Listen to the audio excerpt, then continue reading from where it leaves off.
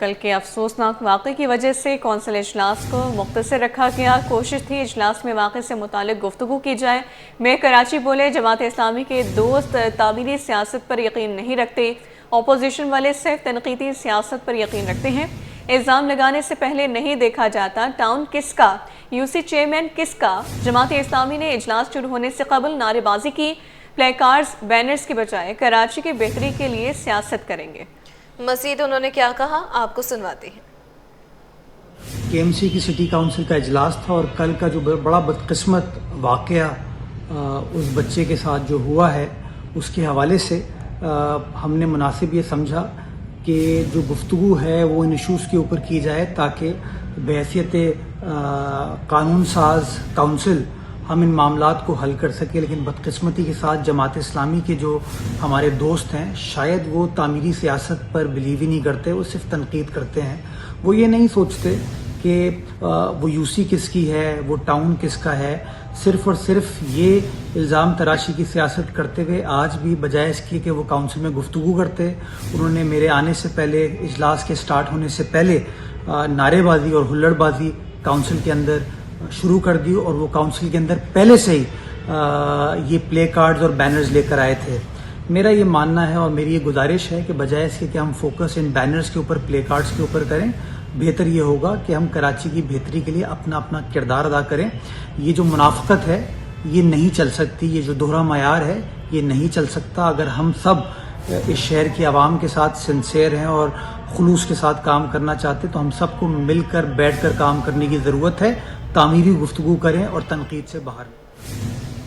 आगे बढ़े, आपको बताएं कि दूध की कीमतों में इजाफे दरखास्त सिंध हाई कोर्ट में केस की समाअत। कमिश्नर कराची ने दूध की क्वालिटी से मुतालिक रिपोर्ट पेश कर दी। इस हवाले से मज़ीद तफसीलात जानते हैं अपने नुमाइंदे मुमताज़ जमाली से। आगाह कीजिएगा मुमताज़। देखें जी, दूध की कीमतों में इजाफे से मुतल्लिक सिंध हाई कोर्ट में एक दरख्वास्त दायर की गई थी। उसके बाद अदालती हुक्म पर मेंबर इंस्पेक्शन टीम ने दूध के नमूने जो हैं वो दूध के नमूने जो हैं वो लेबार्टी को भेजे थे कि आया दूध जो है वो मुज़र सेहत है या नहीं है। उस मुतल्लिक आज रिपोर्ट जो है अदालत में पेश की गई है, जिसमें हैरान कुन इंकशाफ जो है वो सामने आया है, जिसमें ये कहा गया है कि अदालती हुक्म पर मेंबर इंस्पेक्शन टीम की जानब से रिपोर्ट अदालत में पेश की गई। इसमें कहा गया है कि शहर के मुख्तलिफ इलाकों से जमा किए गए दर्जनों नमूने जो हैं वो Pakistan standard and quality control authority को अरसाल किए गए थे, जिसके नताइज जो हैं वो आ गए हैं। लिबर्टी रिपोर्ट के मुताबिक दूध के तमाम नमूने गैर मयारी और मुज़र सेहत हैं। जो यहाँ से नमूने लेकर गए थे और लिबर्टी ने जो रिपोर्ट दी उसमें इंकशाफ सामने आया है। लिहाजा अदालत ने रिपोर्ट को केस का हिस्सा बना दिया है, जबकि कमिश्नर कराची की जानब से दूध की कीमतों का नोटिफिकेशन भी अदालत में पेश किया गया है। इसमें जो है सरकारी वकील का ये मौक़िफ़ है कि दूध की कीमतों को तयन करने के लिए जो तमाम स्टेक होल्डर्स हैं उनके इजलास के बाद 27 नवंबर के बाद जो है नोटिफिकेशन ये जारी किया गया था। तमाम स्टेक होल्डर के साथ इजलास किया गया था, जबकि नोटिफिकेशन के मुताबिक डेयरी फार्मर्स को जो है वो 200 रुपये और होल सेलर को जो है वो 208 रुपये और जो रिटेलर हैं वो 220 रुपये जो है दूध फ़रोख्त कर सकते हैं। जी, गैर कानूनी असलहा बरामद होने के 2 मुकदमात का फैसला। एडिशनल डिस्ट्रिक्ट एंड सेशन जज गरबी की अदालत में समाते। अदालत ने 2 मुख्तलिफ मुकदमात में 2 मुल्ज़मान को बरी कर दिया। मज़ीद तफसीलात बताएंगे जवाद आसिफ। जवाद, आगाह कीजिएगा। जी बिल्कुल गैर कानूनी असला बरामद होने के मुकदमात हैं। एडिशनल डिस्ट्रिक्ट एंड सेशन जज गरबी की अदालत में केस की समाअत हुई। अदालत ने 2 मुख्तलिफ मुकदमात में 2 मुल्ज़िमान को बरी कर दिया है। पहला मुकदमा जो है वो जो फैसला सुनाया गया वो मुल्ज़िम मेराज उर्फ दादा के ख़िलाफ़ सुनाया गया। मुल्ज़िम की जानिब से बरियत की दरख्वास्त दायर की थी। अदालत ने मुल्ज़िम की बरियत की दरख्वास्त मंजूर करते हुए उसे उस मुकदमे से बरी कर दिया। अब मुल्ज़िम के ख़िलाफ़ ये मुकदमा रवां साल ही थाना गुलशन मेमार में दर्ज किया गया था, जबकि अदालत ने मुल्ज़िम खुर्रम को अदम शवाहिद के बुनियाद पर मुकदमे से बरी कर दिया है। मुल्ज़िम के ख़िलाफ़ मुकदमा 2023 में थाना पाकिस्तान बाज़ार में दर्ज किया गया था। चूँकि दोनों मुल्ज़िमान अदालती रिमांड पर जेल में थे तो अदालत ने दोनों मुल्ज़िमान की रिहाई के अहकामात भी जारी कर दिए हैं। आलमी मार्केट में सोना $27 महंगा, कीमत $4,245 फी औंस। पाकिस्तान में सोने की कीमत में बड़ा इजाफा, 1 तोला सोना 2,700 रुपये बढ़कर 4,46,862 रुपये। 10 ग्राम सोना 2,315 रुपये इजाफे से 3,83,112 रुपये पर ट्रेड करने लगा। मज़ीद तफसीलात जान लेते हैं। ब्यूरो चीफ अशरफ खान हमारे साथ मौजूद हैं, इस हवाले से बताइए। जी देखा जाए मुकामी और आलमी मार्केट में सोना एक बार फिर महंगा हो गया। आलमी मार्केट में सोना $27 महंगा होगा, $4,245 की कीमत पर पहुंच गया। इस इजाफे का असर मुकामी सराफा बाजार में भी हुआ है, जिससे एक तोला सोना ₹27 महंगा होकर $4,46,862 पर पहुंच गया। साथ ही 10 ग्राम सोना $2,315 महंगा होकर $3,83,112 पर पहुंच गया। इसके साथ ही एक तोला चांदी की कीमत ₹54 इजाफे के बाद $5,963 की बुलंद तरीन सतह कायम कर दी है। Bureau chief Ashraf Khan update करने के लिए शुक्रिया।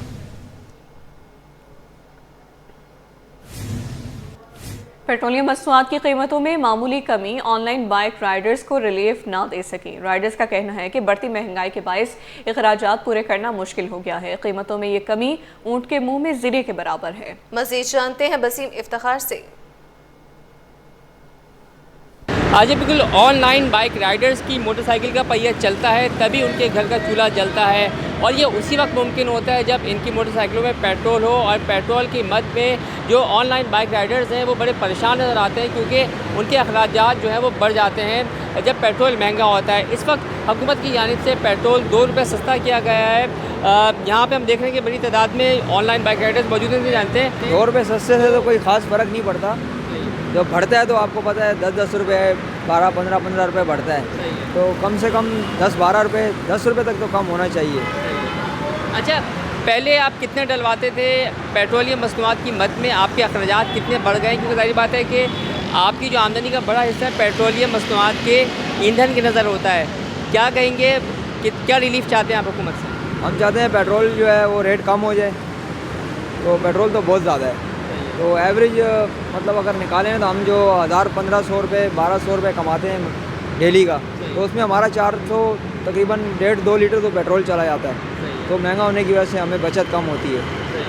महंगाई आपको पता है बढ़ गई है, और पेट्रोल के रेट जो है वो बहुत ऊपर हैं।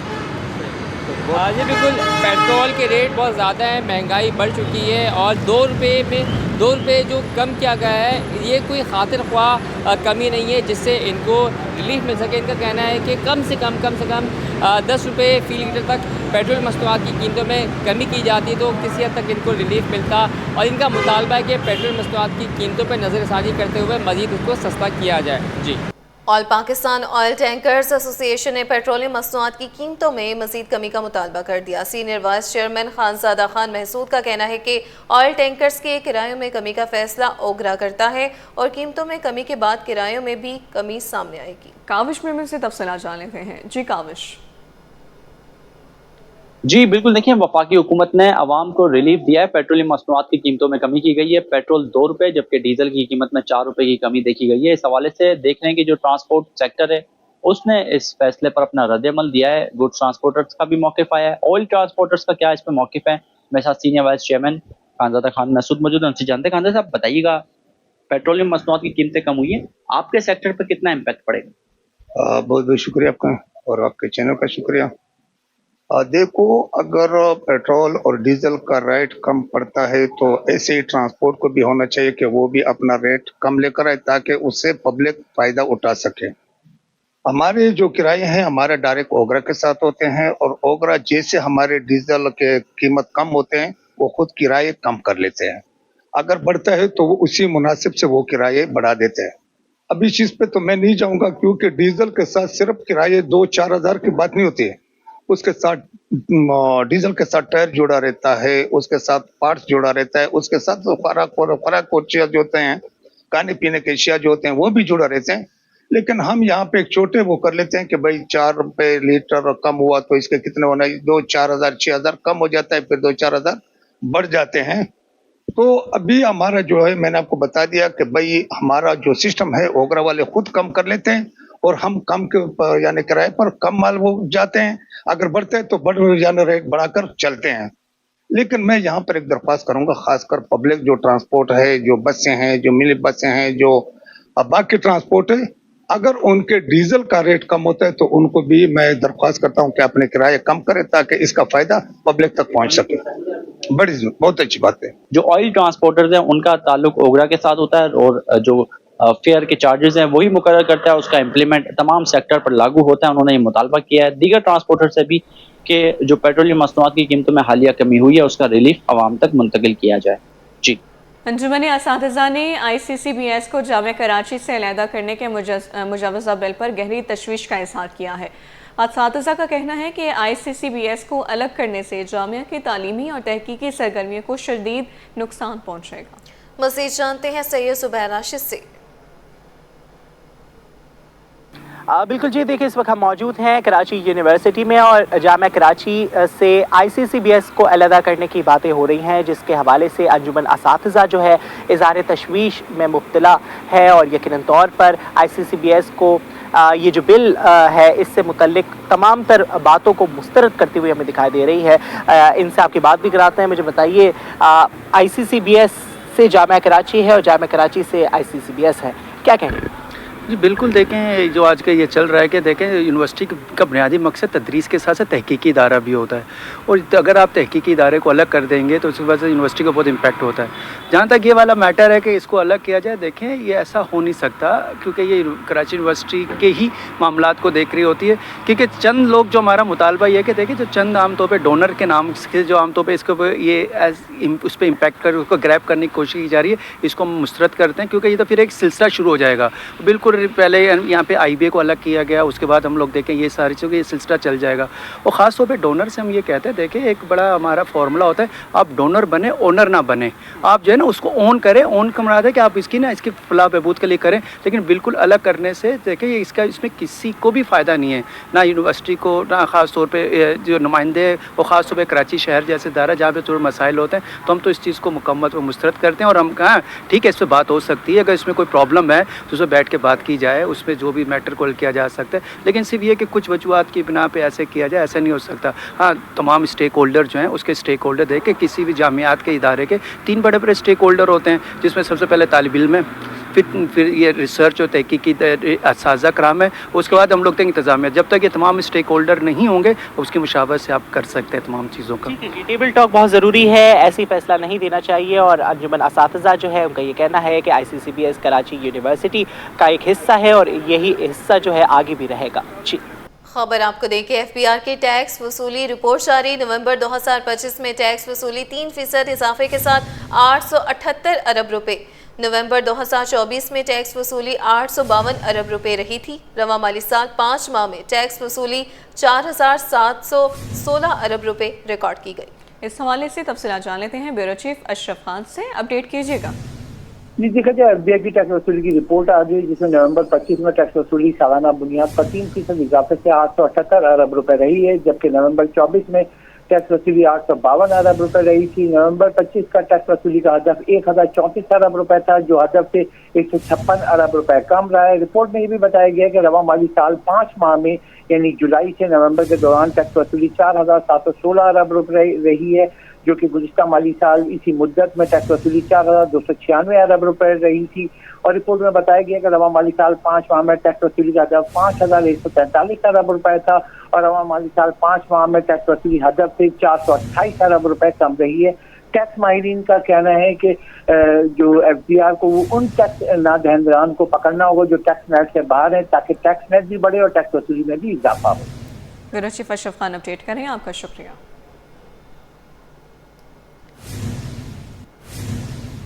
आपको बताएं कि शहर में बढ़ती आबादी के बायस मुतबादिल रास्तों की तामीर का मुतालबा कर दिया गया है। और आगे बढ़ते हुए आपको बताएं कि नेशनल हाईवे तक सुपर हाईवे लिंक रोड की तामीर के लिए शहरी मैदान में आ गए हैं। कहते हैं कि इस रोड की तामीर से वक्त की बचत और महफूज सफ़र मुयसर होगा।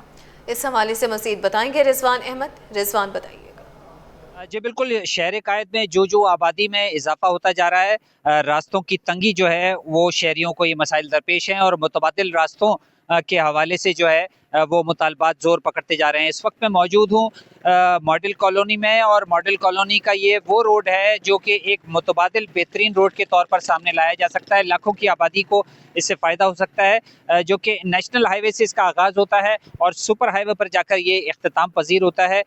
तो ये एक मुतबादिल रास्ता जो है लाखों की आबादी के लिए जो है वो बनाया जा सकता है। यहाँ पे रोड कुछ थोड़ी सी बनी तो थी, लेकिन वो टूट फूट का शिकार हो गई है। पूरी रोड जो है वो तामीर नहीं की गई है। रियाज खान हमारे साथ मौजूद हैं, सोशल वर्कर हैं, इस हवाले से कुछ तहफ़्फ़ुज़ात रखते हैं, इनसे बात करते हैं। रियाज साहब बताइएगा, ये जो इशारा है इसकी अहमियत कितनी है, कितने लोग इससे मुस्तफ़ीद हो सकते हैं और ये बंद क्यों नहीं रही?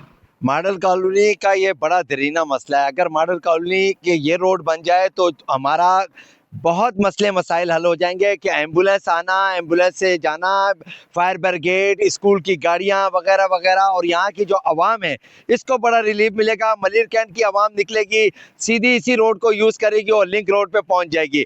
मलिर कैंट और मेमन गोट हो गया, जिसने DHA जाना हो, जिसने बहरिया जाना हो, अब यहाँ पे यूनिवर्सिटियाँ भी कायम हो रही हैं, तो यहाँ के स्टूडेंट्स के लिए भी बड़ा फ़ायदा होगा।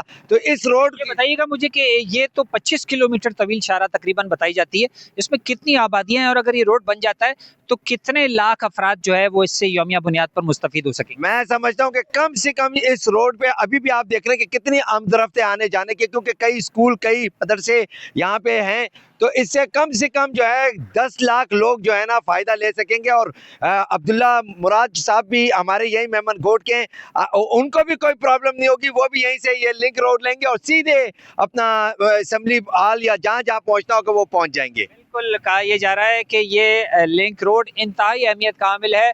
10 से 15 लाख अफराद को जो है यौमिया आमदोरफ्त में फ़ायदा पहुंच सकता है अगर इस शाहराह को तामीर कर दिया जाए, और जो मरकज़ी शाहराह है उस पर भी जो है ट्रैफिक का दबाव कम होगा और वहाँ पे भी ट्रैफिक के फ़्लो जो है वो बेहतर बनाया जा सकेगा। जी।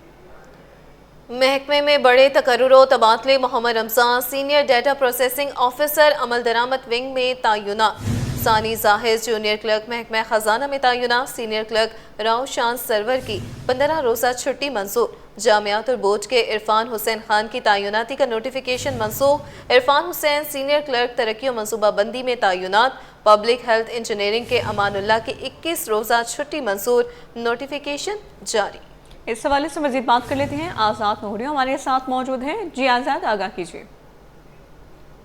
जी बिल्कुल, हुकूमत सिंध ने मोहम्मद रमज़ान चौहान को सीनियर डेटा प्रोसेसिंग अफसर अमल दरामद विंग सर्विसेज जनरल एडमिनिस्ट्रेशन व कोऑर्डिनेशन तैनात कर दिया है, जबकि senior clerk services 2 services general administration व कोऑर्डिनेशन जो है राव शान सरवर को की जो 15 रोज़ा छुट्टियां मंजूर कर ली गई हैं, जबकि सानी हसन जाहिद को जूनियर क्लर्क महकमा बराए खजाना तैनात कर दिया गया है, जबकि सीनियर क्लर्क जामियात व बोर्ड इरफान हुसैन खान की तैनाती का नोटिफिकेशन मनसूख कर दिया गया, जबकि इरफान हुसैन को सीनियर क्लर्क तरक्की मनसूबाबंदी महकमे में तैनात कर दिया गया, जबकि senior clerk public health engineering Amanullah की 21 रोज़ा छुट्टियां मंजूर कर दी गई। वो कल से जो है उम्र की सादत पर जाएंगे। इस हवाले से महकमा सर्विसेज जनरल एडमिनिस्ट्रेशन व कोऑर्डिनेशन ने अलग अलग से नोटिफिकेशन भी जारी कर दी हैं। जी आज़ाद, बहुत शुक्रिया अपडेट करने के लिए।